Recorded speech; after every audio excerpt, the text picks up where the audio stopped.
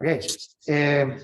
Bien, como he visto en la clase pasada, tenemos aquí, definimos una clase, ¿qué eran las clases? ¿Se acuerdan?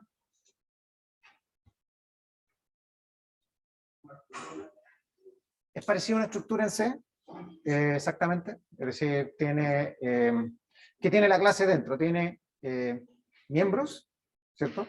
Perdón, no son miembros, son atributos, que son variables que almacenan el estado, y tiene métodos, que son funciones que me permiten operar sobre el estado y operar con otros objetos interna y externamente, ¿cierto?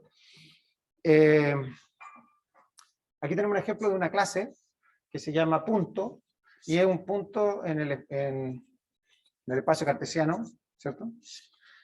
Y tiene dos atributos que son private, que son enteros, x, y.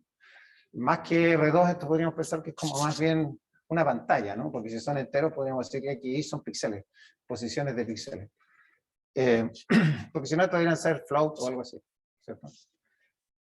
Son private, es decir, desde fuera del objeto, desde fuera de la clase, no se puede tener acceso a esos valores.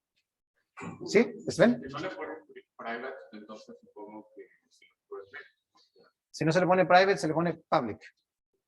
Vale. Explícitamente, por ejemplo, aquí, este método es un método que está disponible para otros objetos fuera. Entonces, para verlo, tendrías que poner el nombre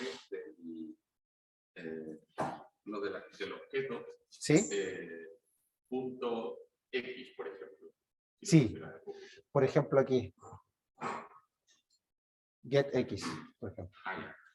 Aquí estamos suponiendo que, bueno, P es una variable local, pero es un objeto punto, ¿cierto? Por lo tanto, lo que yo le tengo que entregar a este último método es un objeto del tipo, una instancia, ¿cierto? Punto. Y para acceder a los valores X e Y, tengo que usar los métodos de ese objeto, ¿cierto? Y ahí lo que está haciendo, este punto P no es el del objeto en cuestión, sino que es otro. Porque fíjense ustedes que está comparándose con getX, es el atributo, con sus atributos propios, ¿cierto? Entonces, aquí está definiendo claramente cómo este método interactúa un objeto con otro. ¿Sí?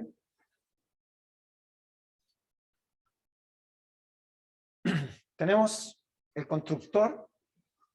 El constructor es un método que me permite crear el objeto y además me permite establecer valores predeterminados para los atributos de ese objeto. En este caso, tenemos dos definiciones de métodos con el mismo nombre de constructores. El constructor tiene el nombre de la clase, ¿cierto? Pero es un método, una función. Y en este caso, el constructor es una definición diferente que toma dos argumentos. Y lo que hace es setear los valores según esos argumentos. ¿Sí? Bien, es súper simple. ¿Sí?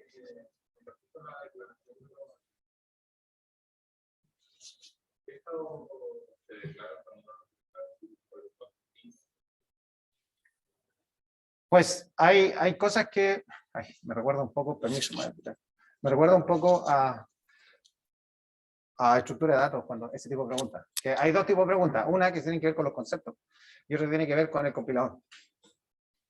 Entonces, yo soy muy malo para responder por el compilador. Entonces, mi sugerencia es dos líneas de código y esa respuesta va a tener la verdad absoluta, que va a ser seguro mucho mejor de lo que yo te puedo decir. ¿Sí? En parte porque estas cosas son dinámicas. Yo lo puedo haber aprendido hace mucho tiempo y esto va evolucionando. Es mi deber mantenerme actualizado, sí. Pero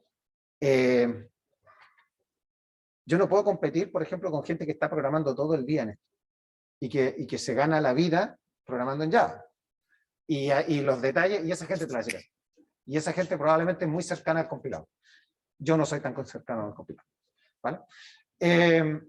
Y es fácil de responder eso. ¿Vale? Ahora, ¿por qué se produce algún error? Eso puede ser más interesante. Eso puede ser más interesante. Bien, explícitamente es bueno que sea explícito, private, ¿sí? Así no cae ninguna duda, es fácil de leer. Claramente, y que sea public, bueno, y en esas dos palabras, private y public, nos vamos a detener más adelante, porque ahora ni siquiera hemos visto instrucciones Java, estamos recién viendo un objeto que está en Java, nada más, ¿vale? Las clases se pueden jerarquizar. Si uno crea un objeto, por ejemplo, un objeto que sea del tipo persona, ¿sí? Y la persona que hace, come, duerme, ¿qué puede ser? ¿Qué podría ser eso? Son métodos, ¿no? Porque son comportamientos, son funciones. Come, duerme, habla, corre, camina, salta, etc., ¿no? Que son cosas que, bueno, casi todas las personas pueden hacer, ¿cierto? Pero uno puede crear además una clase deportista, ¿cierto? Que claramente es una clase que si uno lo mira desde el punto de vista de teoría de conjunto, es un subconjunto de personas, ¿cierto? No todos somos deportistas. No todos somos deportistas profesionales, ¿cierto? Y dentro de los deportistas podemos hacer un subconjunto todavía más pequeño, que es los patinadores en hielo, por ejemplo, patinaje artístico en hielo, ¿sí? Entonces, sin embargo, la patinadora, tanto como los patinadores deportistas, comparten características comunes, ¿cierto? Son todas personas, ¿cierto? Todas son personas, son todas que comen, que respiran, etc. Son patrones comunes, son generales, transversales a todos. En ese sentido, en la jerarquía. Y cuando yo empiezo a hacer clases, estoy haciendo ese tipo de abstracción, ¿sí? Por lo tanto, ¿qué es lo interesante de esto? Que o sea, una de las características interesantes es que el diseño es totalmente diferente a el paradigma de funciones, ¿cierto? Porque en funciones nosotros teníamos estructura en C y teníamos distintas funciones y ese era un caos, ese era un desorden. Aquí no. Aquí hay un orden y hay una estructura, es mucho más estructurado. Cuando yo defino la clase persona y defino atributos y defino métodos, ese código lo puedo reutilizar para deportistas. Y ese código que hice para deportistas lo puedo reutilizar para patinadoras. Y ese nivel, eso es lo que vamos a ver a continuación, que yo puedo heredar de una clase que jerárquicamente está más abstracta hacia cosas más específicas. Entonces, si yo definí la clase persona, yo puedo definir la clase deportista a partir de la herencia de la clase persona. Entonces, los atributos, los nombres, por ejemplo, que puede ser un atributo de la clase persona, la edad, el peso, nacionalidad, son atributos de la clase persona y que cuando yo creo la clase deportista, no necesito replicar ese código y esos atributos y esos métodos. Los puedo reutilizar, porque son exactamente los mismos, ¿sí? Entonces, herencia es ese mecanismo de basar una clase en otra clase, reteniendo una implementación similar, ¿sí? En nuestro ejemplo, la clase deportista hereda los atributos y métodos de la clase persona. Y claramente, cuando yo empiezo a diseñar esto, y aquí es interesante porque una de las cosas que pasa en los lenguajes por procedimiento es que uno se le ocurre una idea y se lanza a programar, ¿cierto? Y de hecho es un problema. Siempre es mejor detenerse y pensar y hacer un diagrama y ver. Aquí estamos obligados a hacer ese diagrama. Pensar bien cuáles son los objetos, cuáles son las características relevantes de mi problema, de mi solución, y que tienen que estar representadas en objetos, y cómo eso se puede, además, reutilizar el código a través de herencia. ¿Sí? Sin embargo, hay que tener cuidado, porque si yo creo una clase persona, creo un método, y lo heredo, etcétera, y voy avanzando en mi proyecto, Y de repente me doy cuenta que este método lo puedo mejorar. Entonces yo lo cambio aquí y eso genera una secuencia en cascada hacia todas las clases derivadas. Así que también hay que tener cuidado. También hay que tener cuidado de no poner clases que sean una línea de código. Es decir, hago una grande y de ahí empiezo a hacer solamente distinciones muy pequeñas que no son relevantes. Eso es más difícil de debuguear y de limpiar el código. Y cuando yo hago estas relaciones, claramente se establece un grafo acíclico, dirigido, y eso es un árbol. ¿Sí? Por ejemplo, aquí tenemos un objeto material que puede ser cualquier cosa. Luego tenemos animal o una planta, que puede ser otra jerarquía. Los animales en general se mueven, las plantas no por sí mismas. A lo mejor se mueven, sí, pero no se trasladan. Eso quiere decir. Dentro de los animales están mamíferos. Tenemos la clase humano, vendedor, florista, Francisco, tiene su tienda de flores. En mamífero tenemos un perro.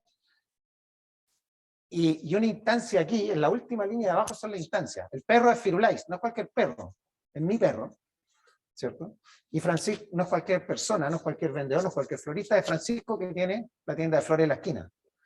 Y las deportistas, todos hasta aquí son clases que son heredadas, y lo de abajo, la última línea, son instancias. Es decir, lo de abajo es lo que llamamos un objeto. ¿Sí? Lo de abajo es un espacio en memoria que tiene el nombre, ¿cierto? Un nombre, Ana, y que es una referencia a un espacio en memoria donde está mi objeto. ¿Sí? Todo lo de arriba son clases.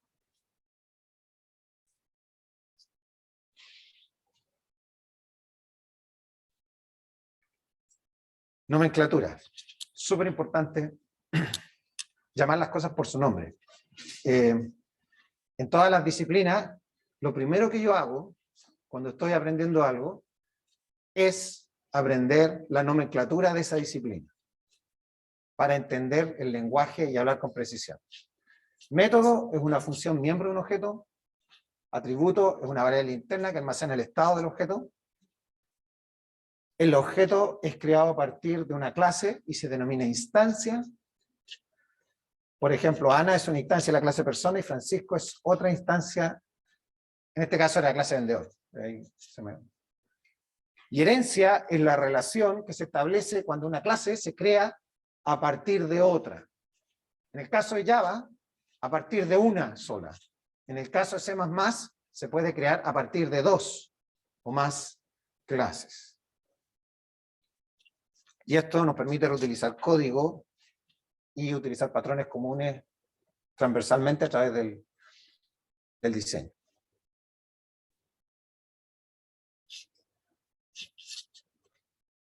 Cuando una clase hereda de otra, se denomina clase heredada, clase hija. Y la clase preexistente se denomina clase base o padre. Es la misma nomenclatura que se utiliza en árboles. Ahora, el subtipo es el uso de un objeto en lugar de uno de jerarquía superior. Por ejemplo, si un método usa como argumento una instancia humano, también es posible usar una instancia deportista en ese método. Porque deportista tiene más cosas que humano, pero tiene todas las de humano, ¿cierto? Por lo tanto, todo lo que requiera esa función, ese método en el argumento, lo va a tener el objeto humano también. ¿Sí? Los deportistas, perdón. ¿Me entienden? No.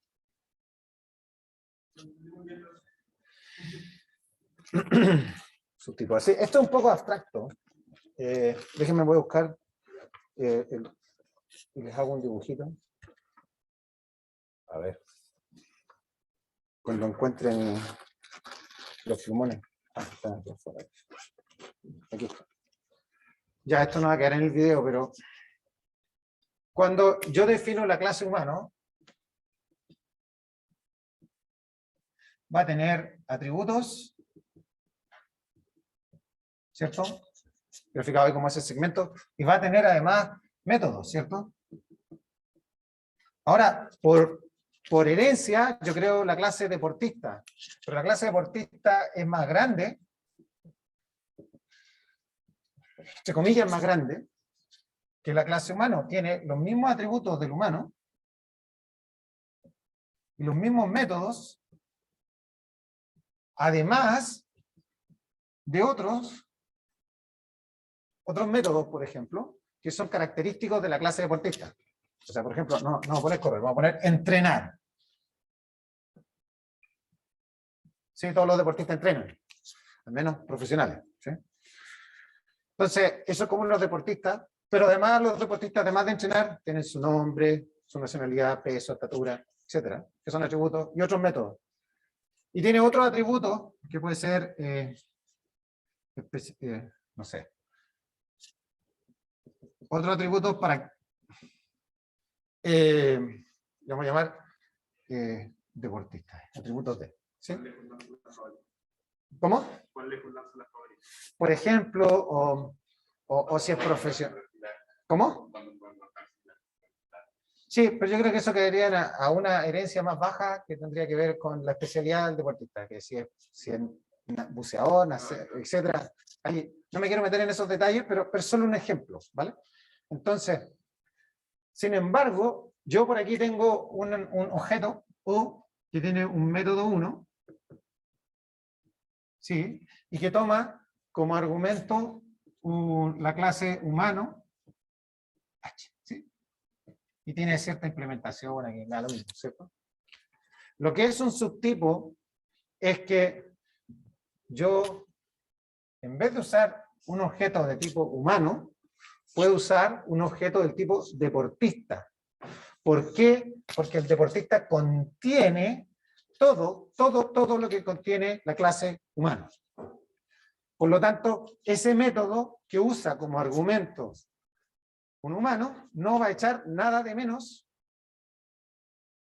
de si yo utilizo un objeto distinto que es heredado de humano. ¿Sí? Por eso, ¿y por qué se puede hacer esto en Java? Porque la herencia es de una clase hacia otra. Hay solo un padre. Si tuviésemos dos, esto ya no es aplicable, ¿cierto?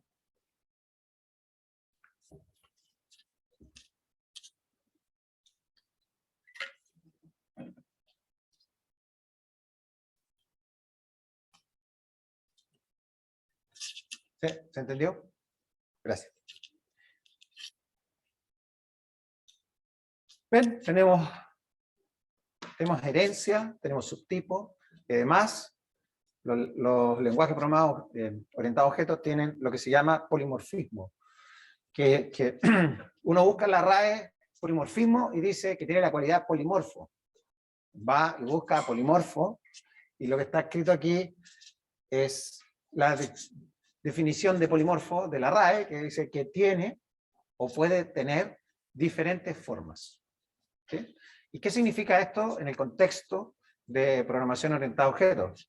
Significa que usando el mismo nombre para operaciones similares, ¿sí? Por ejemplo, la clase lista tiene un método que ordena, pero si la clase lista es un método que ordena, que puede usar para ordenar enteros, para ordenar flotantes, etc. En realidad, para ordenar cualquier tipo de dato que tenga una relación de orden. Que yo puedo decir, este es mayor que el otro, ¿cierto? Entonces, no necesito crear un método lista, o sea, un método ordenar para entero y un método ordenar para flotante, sino que el mismo método va a operar sobre estos dos tipos. Y eso es que se expresa en formas diferentes. Eso es polimorfismo. Sí, pues falta que los tipos sean compatibles, porque no creo que un tipo para un entero funcione también para un booleano. Pero es que en ese caso el booleano no tiene relación de orden, en el caso de ordenar. Entonces, tiene que darse esa capacidad. ¿Sí? No es... o tú tienes que definir qué pasa si la entrada es un booleano. Entonces tú lo defines explícitamente y ahí esto funciona. Por ejemplo, cuando vimos el constructor de punto sin argumento, me tiraba por defecto el origen, ¿cierto? Y con argumento uno lo podía configurar. Esa es otra forma de que es lo mismo con resultados diferentes. Y en el caso del subtipo, también es otra forma de polimorfismo. Es decir, yo puedo usar un objeto diferente en un método al que está, cómo está definido. Y lo va a aceptar, ¿por qué? Porque es una clase, porque es un subtipo.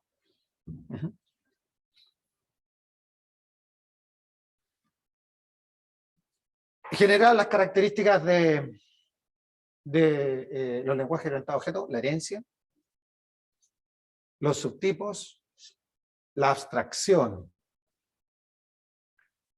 ¿Qué quiere decir la abstracción? Es que si nosotros volvemos al ejemplo de la clase punto, desde otro objeto solamente tenemos acceso a lo que son las funciones públicas, ¿cierto? Public. Y en realidad nosotros usamos las funciones como caja, estos métodos los usamos como caja negra. No nos interesa cómo está implementado. ¿Sí? Sí, lo que nos interesa es cuáles son los argumentos y cómo funciona esto, qué es lo que me entrega. Desde esa perspectiva, la implementación, el cuerpo, el método, está abstraído, no me interesa. Y eso es todavía más fuerte cuando son variables, cuando son atributos o métodos que son private. En esos casos no hay acceso externo a esos métodos o atributos desde otro objeto. ¿Sí?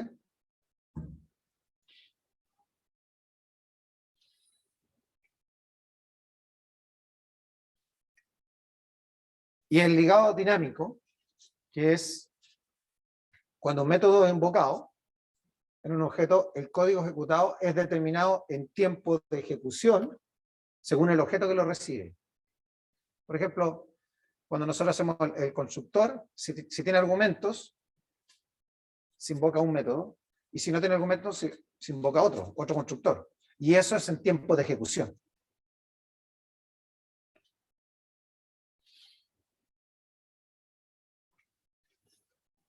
¿Qué diferencias hay o características? Tenemos que situarnos en un contexto donde vemos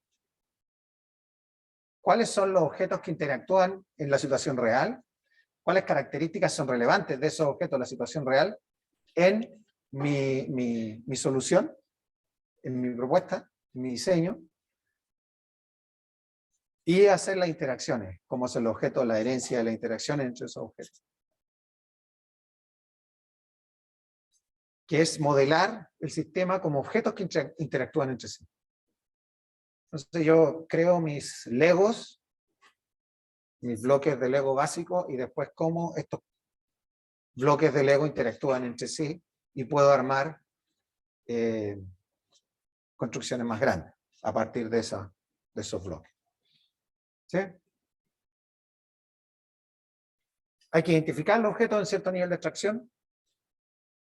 Hay que identificar la semántica, el comportamiento de estos objetos y implementarlo.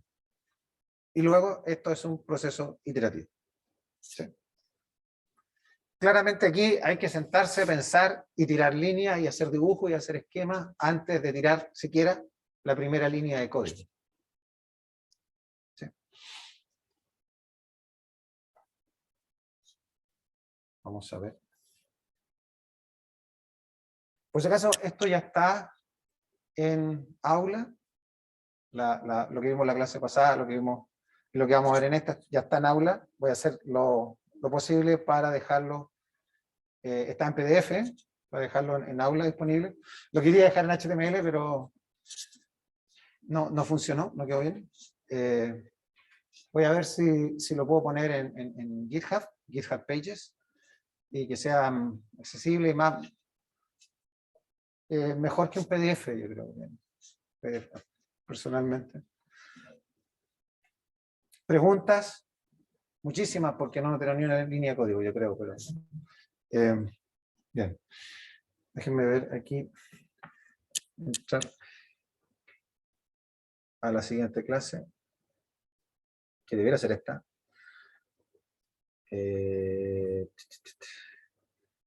Clase 2, sí. Ahí está. Ya, entonces ahora nos vamos a meter en Java. Cuando se creó Java, el año 95, claro, yo por eso no lo estudié. En mi época estudiamos C más, pero no... Y otras cosas que ya no existen, pero... en ese momento C++ era el líder discutido para el desarrollo, y había ciertas cosas que complicaban a algunas personas. Una de ellas es los punteros. Los punteros necesitan cierto trabajo y cierto nivel de abstracción. Tal vez una de las cosas más abstractas que uno hace en programación es trabajar con punteros. Y cuesta un poco al principio. Y cuesta debuguearlos también. Cuando hay un problema, un memory leak, eso cuesta. La asignación de memoria, pedir memoria dinámicamente hecha por el usuario y luego tener que liberarla. Ese es un problema. Y suele ser un problema que funciona muy bien el programa, pero tiene un memory leak y se va llenando la memoria y llega un momento que eso se cae y no se sabe por qué, y eso lo digo por experiencia. Herencia múltiple, que varias clases pueden generar una clase hija. Y eso hace más difícil, cuando yo modifico una, cómo se pueden hacer los problemas en cascada. Otra cosa que interesante, y es que cuando yo compilo en un sistema operativo, por ejemplo, y en un hardware, yo tengo aquí un PC, pero tengo Linux, y tengo un compilador de C para Linux, y si yo quiero llevar ese programa que hice a Windows, ¿qué tengo que hacer? Compilarlo de nuevo, primero, pero tengo que asegurarme, si no tiene interfaz gráfica, si solo un programa por consola, puedo llegar y compilarlo, y si está programado en ANSI C, lo más probable es que no haya problema. ¿Sí? Es portable, ya, lo compilo. Pero los programas tienen interfaz gráfica, los programas normales, ¿cierto? Entonces, en esa época, en 95, la interfaz gráfica era, no solo era compilarlo, era algo que no era parte del lenguaje estándar. Entonces, dependía de la implementación, dependía del sistema operativo. Por ejemplo, si yo lo hacía en Linux, entonces había sistemas de tipo Linux, Unix, en los que yo podía hacer mi interfaz gráfica. Y eso significa que eran funciones, llamadas, métodos, etcétera, específicos para esa plataforma.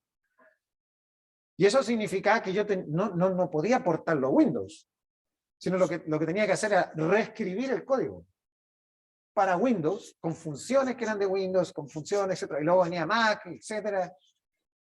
Un lío. Entonces, Java viene a proponer una solución a esto que se hace independiente del hardware, se hace independiente del sistema operativo, se hace independiente del sistema de ventanas que se utiliza, y eso es tremendo. Por lo tanto, ¿qué pasó con Java? Sufrió una adopción enorme en la industria hasta el día de hoy. O sea, si ustedes quieren buscar trabajo, saber Java es un atractivo. O sea, si ustedes pueden saber o no saberse, eso da un poco más o menos lo mismo. Hoy en día, salvo que ustedes estén desarrollando microcontroladores, ahí sí tienen que saberse.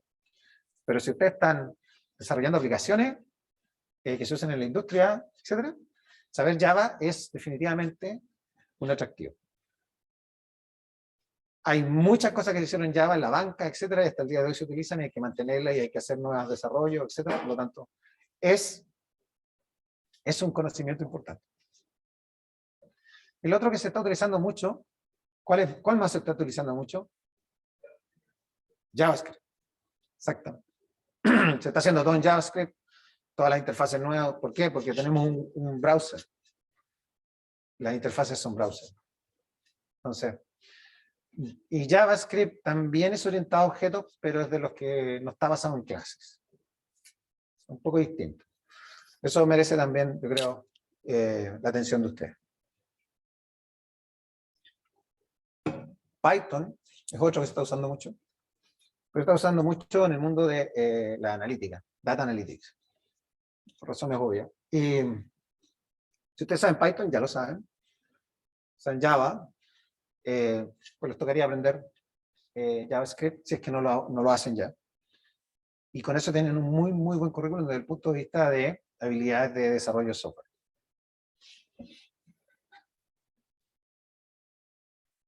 Y bueno, el tema de la interfaz gráfica. Ahora tenemos Qt, que nos permite programar en C++, interfaz gráfica independiente del sistema operativo y de la distribución de ventanas. O sea, del sistema de ventanas. Pero en esa época no existía.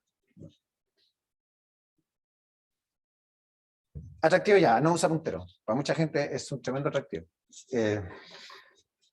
Para mí yo creo que no, pero aquellos que tomaron EDA no debiera ser un problema el manejo puntero. Les guste otra cosa, digamos. Sí, pero Java tiene 8 tipos de datos primitivos. ¿Y qué significa que sean datos primitivos? Que estos no son objetos. Punto. Todos los demás son objetos en Java. Todos. Por lo tanto, tenemos byte, que almacena números de menos 128, 127, etc. Ahí están todas las características. Lo pueden buscar en la tabla, etc. A diferencia de C, hay un tipo booleano, que es de un bit, y nos indica el valor de verdad. En C eso era un poquito truculento. Y el char, que es de 2 bytes, y que se almacena ya no los caracteres ASCII, sino que se almacena valores Unicode, ¿cierto? Que pueden ser caracteres, no solamente letras romanas y otros tipos.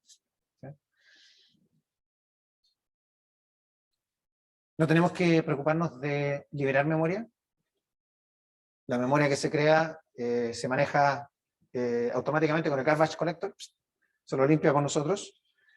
Y no tenemos herencia múltiple, lo cual simplifica las cosas.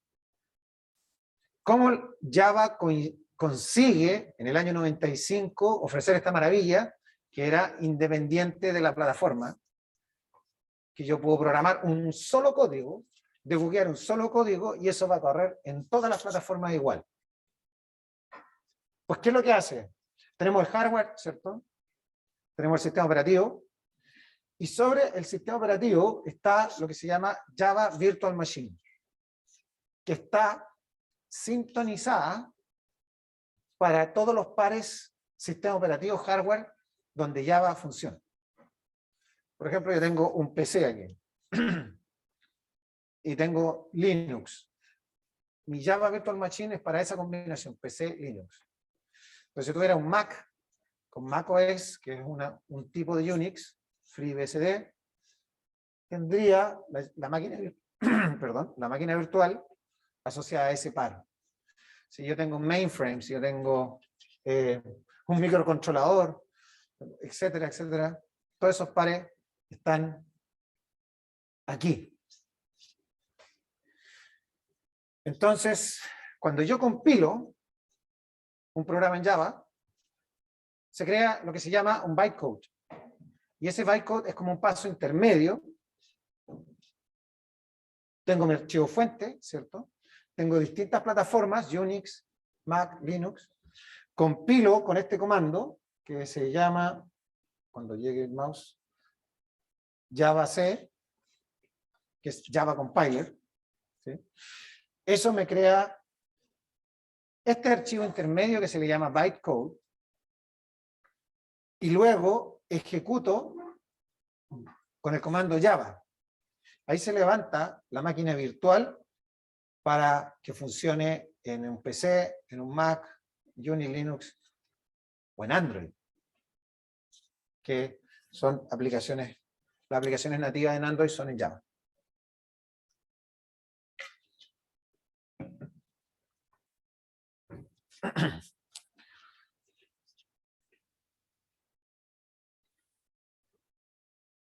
Ya. La edición lo podemos editar en un archivo de texto. Cuando la gente que tomó estructura de datos algoritmo, lo hacíamos en un...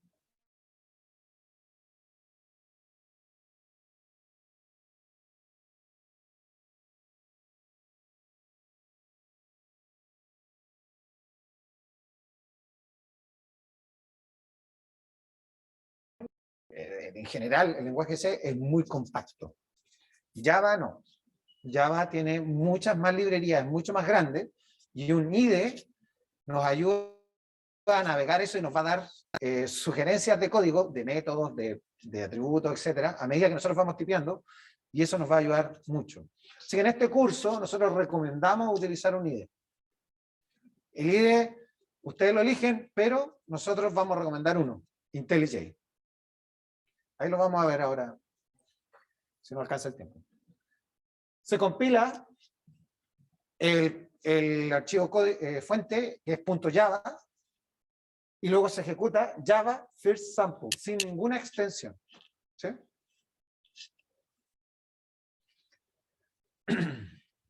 El IDE que recomendamos está aquí en verde, IntelliJ. Y para el curso, nosotros vamos a usar la Java Standard Edition, el SDK. Que SDK quiere decir todos los programas necesarios para que funcione un programa en Java, y son el compilador y la máquina virtual. Eso todo viene en el SDK. ¿Y SDK qué es lo que significa? Software Development Kit. Y el IDE, yo no sabía lo que significa IDE.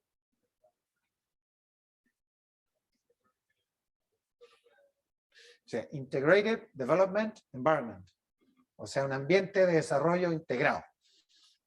Y son programas que hay que aprender a usarlo. No es tan trivial. De hecho, voy a dar un ejemplo aquí cómo funciona. Bien. ¿Tienen funcionando? ¿Cuánto nos queda clase? 15 minutos. 25 minutos. Ah, estupendo. Tenemos tiempo. Entonces, usen el computador aquí, que tienen enfrente, y vayan a su cuenta en Aragon y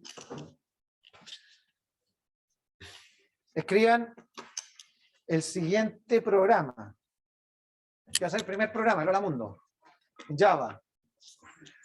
Así que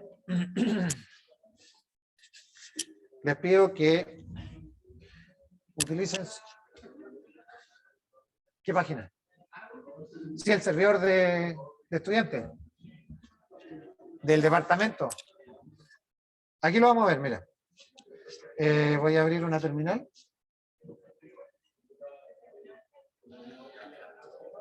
Esto para no matarlos tanto del aburrimiento. ¿Se ve bien ahí? Voy a compartir la pantalla distinta. El CMD de... Hay uno que se llama PowerShell, creo. Ese tiene SSH.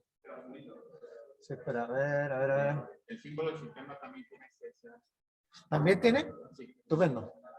Gracias, Sven. Y se me perdió. Aquí se me perdió. Share.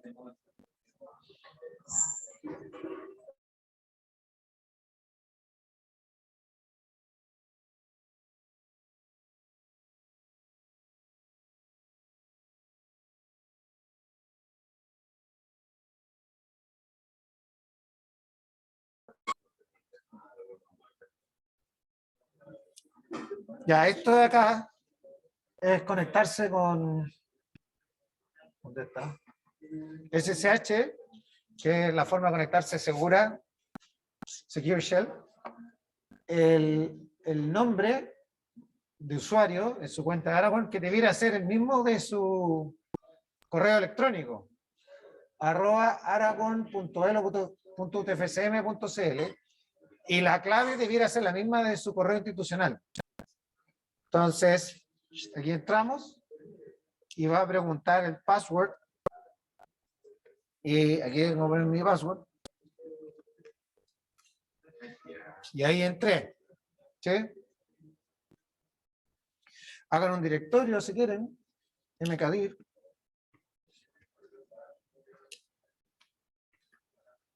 ¿Cómo le voy a poner?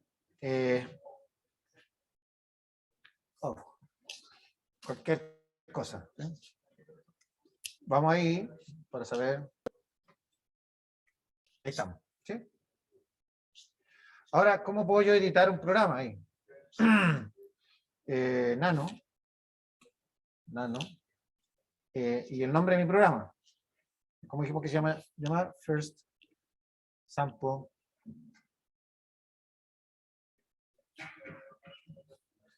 .java.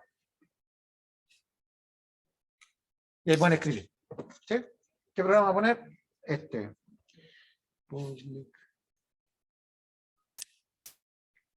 ¿Cómo era?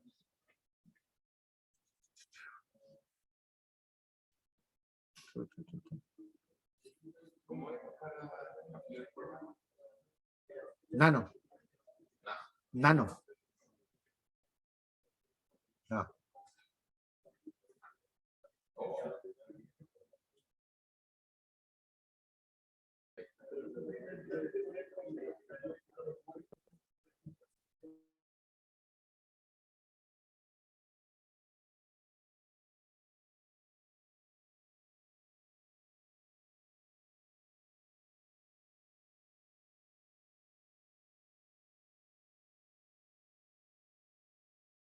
Ah. Sí.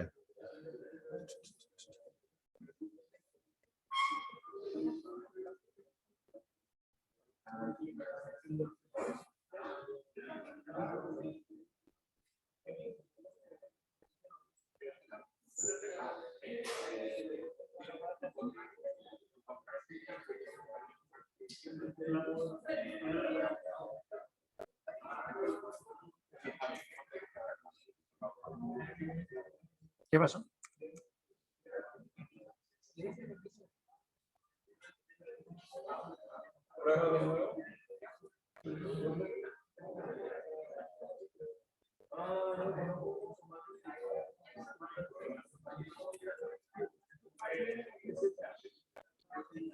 Se me cayó todo.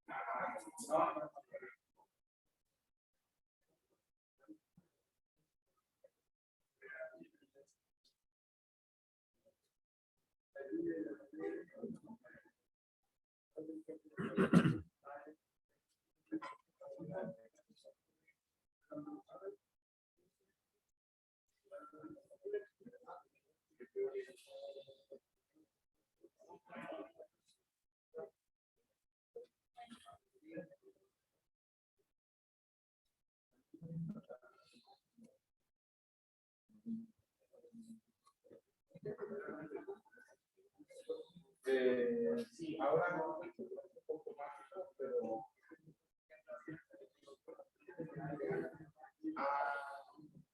sí. Esa es la cuenta de Aragón, la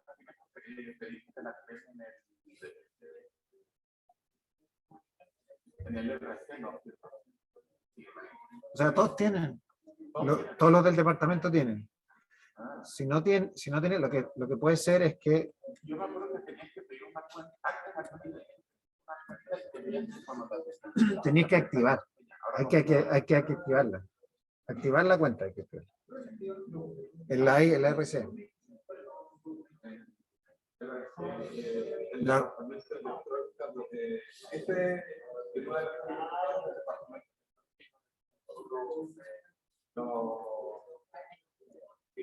y los servidores.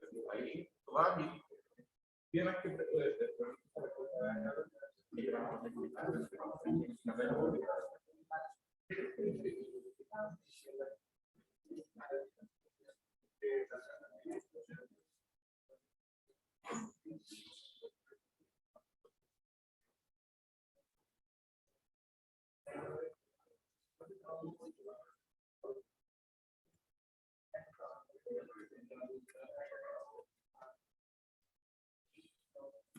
Ya, ese programa. ¿Cómo? Cierto, gracias. Yo no estoy mirando.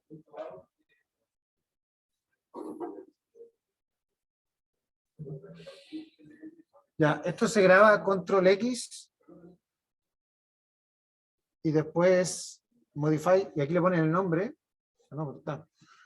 No, save, yes, y después enter. Ahí. ¿Sí? Nano first sample.java. Ahí editan su programa y este programa. Sí. ¿Sí? Sí. Abrir para edición. Sí, claro. Lo puede abrir con otros programas que solo son de lectura. Si quiero correcto sería ya. No, ya lo sé. Lo vamos a hacer. ¿Escribieron esto? ¿Les funciona? ¿Ah? ¿Lograron escribir esto? Ya.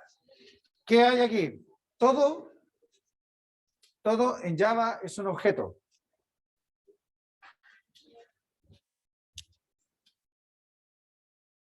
¿Sí?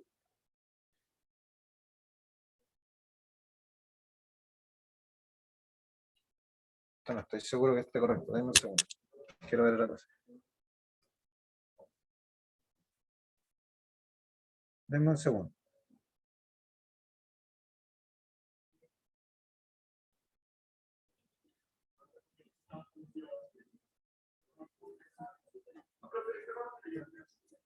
Sí.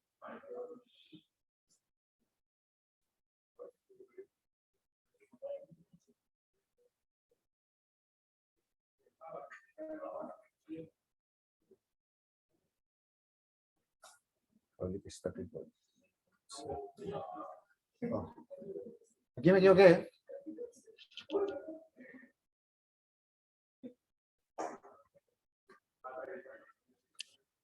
Aquí me equivoqué. No es clase. No es clase dentro de clase. Esto está mal. Public. Static. Bueno. Ahí sí. Ya. Como les decía, todo es un objeto en Java. Por lo tanto, si nosotros queremos incluso imprimir por pantalla, esto es una de las primeras cosas que la gente como que lo tira para afuera en Java. Porque dice, a ver, voy a ver el Hola Mundo, y el Hola Mundo es esto. Entonces cuesta entenderlo. Pero no, tiene su lógica. Primero, salvo los datos primitivos, esos que eran el char, el int, float, todo lo demás es un objeto. Por lo tanto, incluso cuando yo quiero imprimir por pantalla, tengo que definir una clase. Es un objeto. La clase es pública, se llama first sample. ¿Sí? Y un método dentro de esa clase es el que me va a permitir imprimir. ¿Sí? Ese método es público y estático. Nos vamos a detener más tiempo en qué significa esa estático, y bueno, en public y todas esas cosas. Pero por ahora, créanme lo siguiente, que esto permite que podamos utilizar este método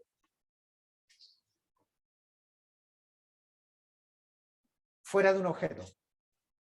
¿Sí? Es decir, nosotros estamos definiendo el método acá, pero no hemos creado una instancia de la clase first sample. No hay un objeto. ¿Sí? Y static nos permite eso. Eso por ahora. Bien, bien cortito. ¿Sí? Y de momento crean que esto es así, esto funciona. Luego tenemos el main, que tiene los argumentos que son un arreglo de strings. Y lo puse así, está bien. ¿Vale? Eso se parece a lo que tiene C, a lo que tiene otros programas, etc. No, no es muy diferente. Ahora, aquí estamos llamando a un objeto que se llama system. O sea, una clase que se llama system, que es parte de la Java Standard Library. Y tiene un atributo, un campo que se llama out. Y eso tiene además un método que se llama println. Y ese es el que nosotros vamos a llamar. Que también, ustedes sospecharán que está la palabra static por ahí metida, porque nosotros estamos llamando y no hemos creado instancia del objeto. Si yo defino public normal, tengo que crear una instancia del objeto para poder utilizar los métodos del objeto. ¿Sí? Class, etc. Aquí estamos bypassando todo eso. Y bien, con control X guardamos esto. ¿Lo lograron hacer? ¿Lo escribieron? ¿Sí? Control X. Lo guardamos, sí. Enter. Ya. Hacemos ls. Y ahí está mi programa. Y yo lo compilo con Java. C. El nombre. firstsample.java. Y enter. Y, A mí se me guardó sin el punto Java. no, es que hay que escribir con punto Java. Ah, ok. Sí.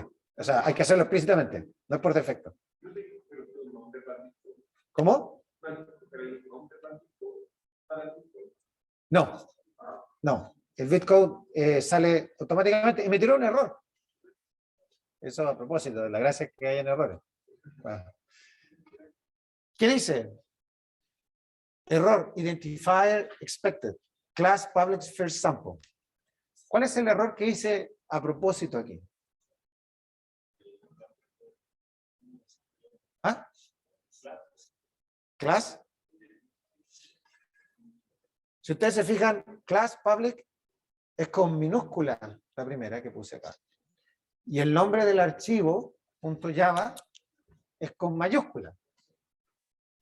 Es decir, para que una clase sea visible desde fuera del archivo donde está escrito, tiene que tener el archivo el mismo nombre.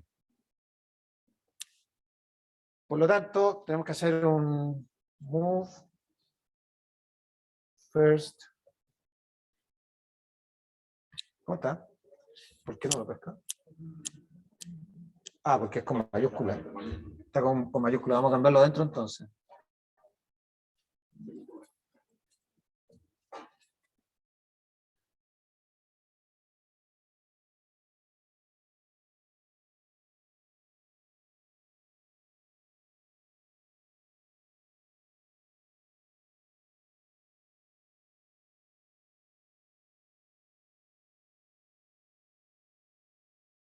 Individual, el servidor de redes es más viejo y la mayoría de la gente.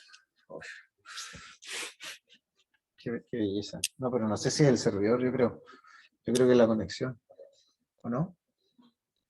Que ya me pasó 2 veces, ¿por qué tanto? Yo creo que stop share. Ya. No, se cayó la terminal. De espaldas se fue. Entonces solo se puede poner una clase. Se puede poner más. Se puede poner más. Pero. O el programa se define como una clase. No. Se pueden poner más clases dentro del mismo código, pero para que sean accesibles desde otro archivo, tiene que tener el mismo nombre el archivo que la clase que tú quieras que sea accesible. Por lo tanto, puedes tener otras clases, pero no van a ser accesibles desde otro archivo de afuera. ¿Puedo definir una clase dentro de otra clase? Se puede hacer herencia, eso sí.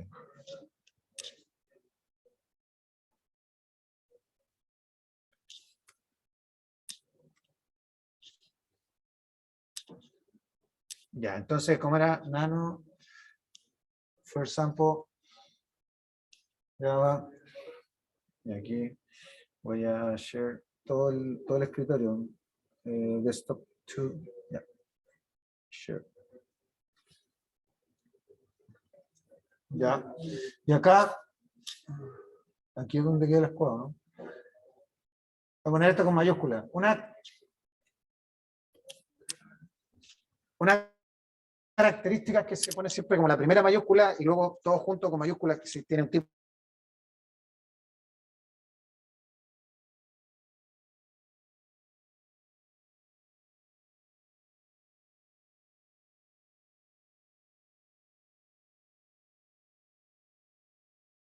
Oh. O sea, lo voy a arreglar acá.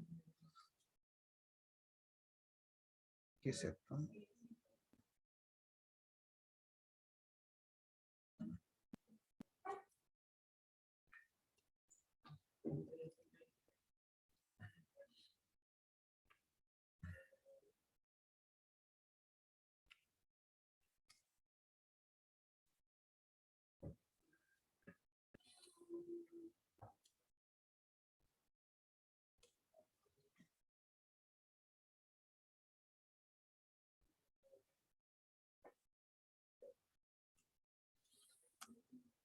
Ya. Ahí lo arreglé. Ahora lo compilamos. No me acuerdo cómo se compilaba. ¿Cómo se compilaba? Ya lo sé, gracias. Ya. A mí me pasa lo mismo. ¿Cómo? First sample. Public static void. Vaya, son dos líneas. ¿Qué?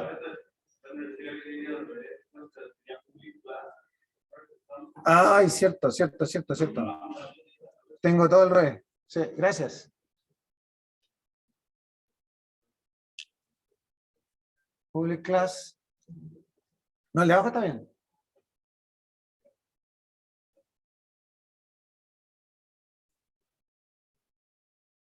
Class, eso.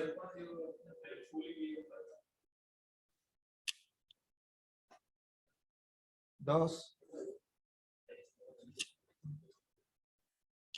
A ver.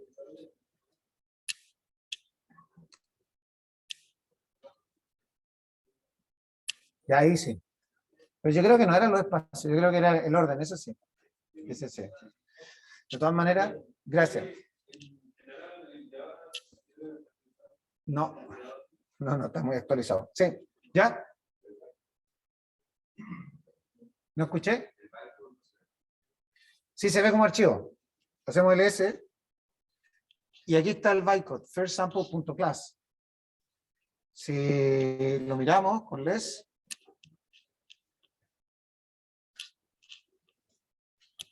es un que tiene código binario dentro, entonces una cosa media rara. Pero se ve, es el bytecode, que tiene parte binaria, pero tiene también parte de texto. ¿Sí? Ahora corremos el programa Java first sample.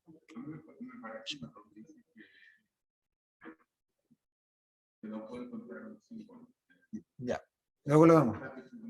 Y first sample, y ahí imprime lo que queríamos. ¿Sí? Cuando, fíjense ustedes que yo lo llamo first sample, que es el nombre de la clase. Y el archivo .class que se crea tanto archivos .class como clases, yo tengo definidas en mi archivo fuente. ¿Sí?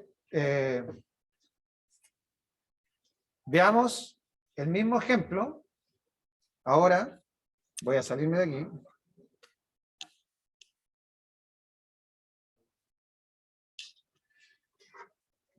En IntelliJ.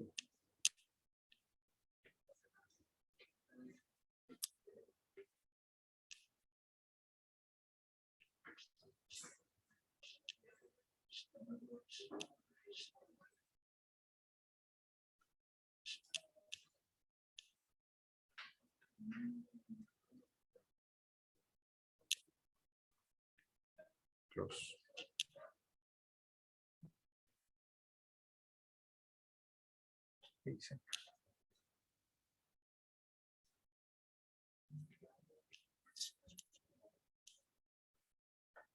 Ya.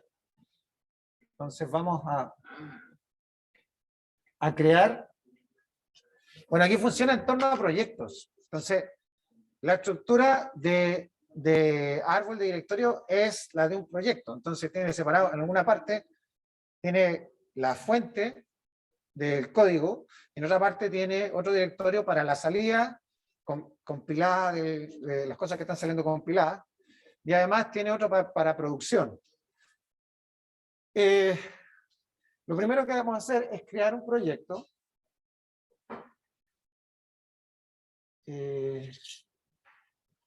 Sí, en Java. Y aquí nos está preguntando cuál es el SDK que vamos a utilizar. Es súper importante definir esta parte al principio. Yo creo el proyecto y tiene que coincidir con el lenguaje que estoy utilizando, con la versión de Java que yo estoy utilizando. Hay muchas. Yo tengo instalada la versión open source de Java, que es la versión 11. Utilizamos esa. No escucho. Sí, o sea, pueden usar otra. Pero recuerden ustedes que van a programar, pero eso tiene que ver con la máquina virtual que yo tengo instalada en este computador. El código debería ser el mismo. Entonces, si ustedes programan en otra versión, el código debería ser el mismo, ¿cierto? Y yo cuando quiera revisar, o la gente quiera revisar, debiera compilar su fuente en la máquina, para la máquina virtual que él tiene. ¿Sí?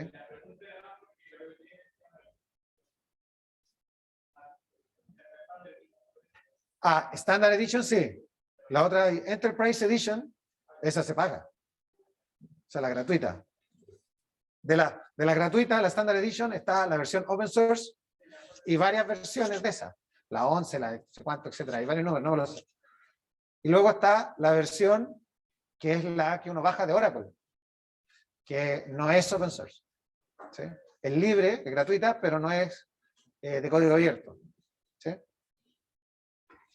Si actualizamos de versión de Java, hay que recopilar nuestros archivos. No debiera. No debiera, porque no, esa es la gracia de Java. Actualizas la versión y lo que haces tú es utilizar la máquina virtual. Esa es la gracia, yo creo. Ya. Entonces definimos el lenguaje. Estamos dentro de IntelliJ. Se nos acabó el tiempo. Esto lo vamos a ver en la próxima clase, ¿vale? ¿Sí? Hay dos IntelliJ, hay uno que es la versión gratuita y una versión para educación. Creo que la universidad tiene licencia para la versión de educación, para estudiantes. Sí.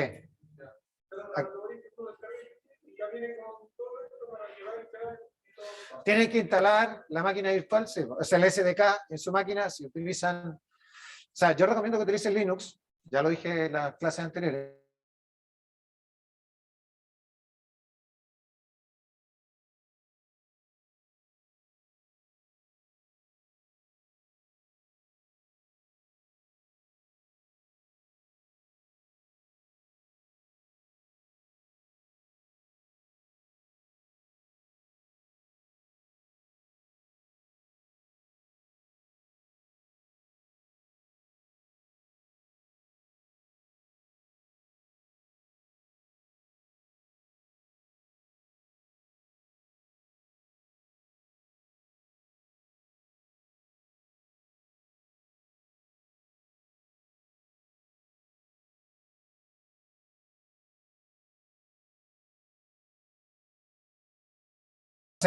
Mientras más sepas, mejor. ¿Sí?